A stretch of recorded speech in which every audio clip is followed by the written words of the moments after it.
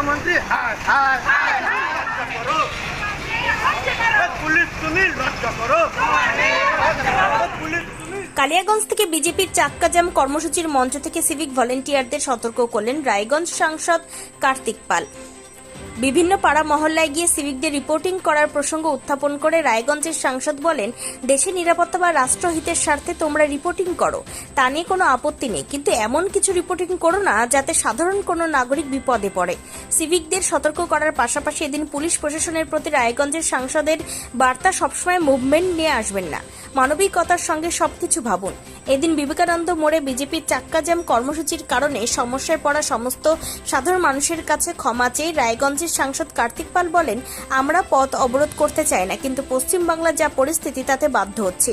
আমাদের 2 ঘন্টার পথ অবরোধ কর্মসূচি থাকলেও মানুষের অসুবিধার কথা ভেবে আমরা সেটা করব না। সেই সাথে এটাও বলছি, আগামী দিনে আরো বৃহত্তর আন্দোলন হবে।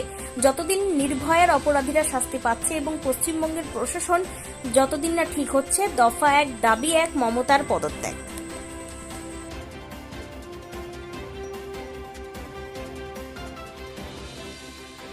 বন্দে মাতরম, ভারত মাতা কি জয়। আপনারা সবাই জানেন পশ্চিমবঙ্গের যে পরিস্থিতি, একদিকে বাংলাদেশের পরিস্থিতি, একদিকে পশ্চিমবঙ্গের পরিস্থিতি। মানুষের নিরাপত্তা নেই, মা বোনেদের নিরাপত্তা নেই। তাই আপনারা সবাই জানেন যে আরজিকরের যে হত্যা হয়েছিল, সেই হত্যার প্রতিবাদে বিজেপির ডাকে আজকে পশ্চিমবঙ্গের সমস্ত মণ্ডল, আজকে আমাদের কালিয়াগঞ্জের 6 জায়গায়, প্রতিটি জায়গায় আমাদের পথ অবরোধ চলছে। আমরা পথ অবরোধ করতে চাই না, কিন্তু পশ্চিমবঙ্গের যা পরিস্থিতি তাতে আমরা বাধ্য হচ্ছি। আমরা সর্বস্তরের সাধারণ মানুষের কাছে ক্ষমাপ্রার্থী পথ অবরোধের জন্য। আমাদের 2 ঘন্টা পথ অবরোধ থাকলেও আমরা সেটা করব না মানুষের অসুবিধার কথা ভেবে। তার সাথে এটাও বলছি, আগামী দিনে আরও বৃহত্তর আন্দোলন হবে, যতদিন না নির্ভয়ের যে অপরাধীরা আছে তারা শাস্তি পাচ্ছে এবং পশ্চিমবঙ্গের প্রশাসন যতদিন না ঠিক হচ্ছে। দফা 1 দাবি 1 মমতার পদত্যাগ, এই আন্দোলন আমাদের চলবে।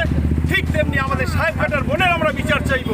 রাধিকাপুরে পুলিশ যেভাবে মৃত্যুঞ্জয় বর্মনকে গুলি করে হত্যা করলো, তার বিচার আমরা চাইব।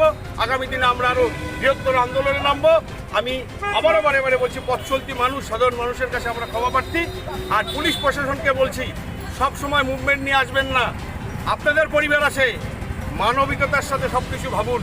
এই লড়াই কিন্তু আপনার পরিবারও কারো প্রতি হতে পারে। আপনারাও নিজেরা মনে করেন আপনাদের তো কুকুরের মতো ডিউটি করাচ্ছে, আপনাদের দিয়ে নেই। আর যারা সিভিক ভাই আছে, আমি বারে বারে বলছি, তোমাদের আমি কোনো দোষ দিচ্ছি না, কিন্তু তোমরা প্রতিটা পাড়া মহল্লায় যেভাবে যাচ্ছ, বিভিন্ন রিপোর্টিং করছো, নিরাপত্তার সাথে, দেশের সাথে, রাষ্ট্রহিতের সাথে তোমরা সেই সমস্ত রিপোর্টিং করা আমাদের আপত্তি নেই। কিন্তু বহু মানুষ অনেক দুঃখ কষ্ট ত্যাগ করে, বিশেষ করে আমি হই, আমার পরিবার হোক, তোমাদের পরিবার হোক, আমরাও কিন্তু সমস্ত সর্বস্ব ত্যাগ করে এদিকে এসেছি শান্তির জন্য। সুতরাং তোমরা এমন কোনো ইনফরমেশন দিতে যেও না যাতে সেই মানুষগুলো বিপদে পড়ে।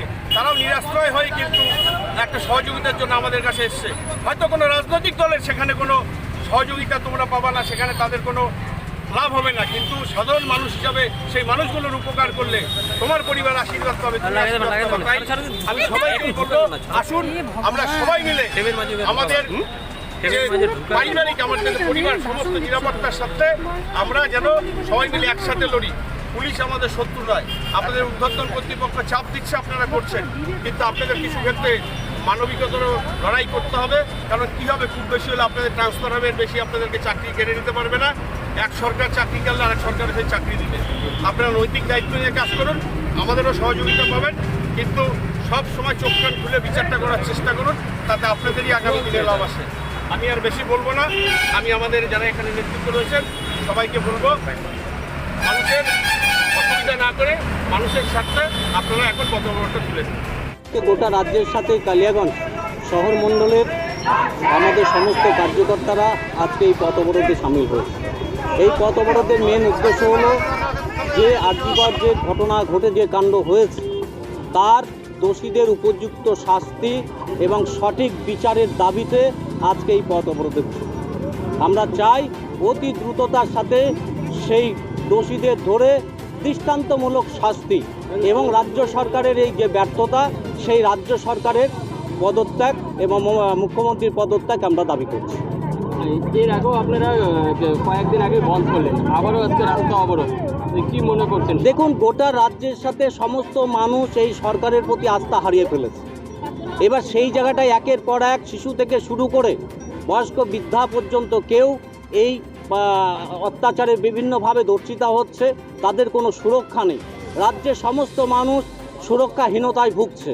তাই এই সরকারকে অতি দ্রুততার সাথে তার মুখ্যমন্ত্রীর পদত্যাগ করে যাতে এখানে সুষ্ঠুভাবে মানুষ শান্তিভাবে থাকতে পারে এবং নতুন সরকার গঠন হতে পারে। নিজস্ব সংবাদদাতা, খবর কালিয়াগঞ্জ।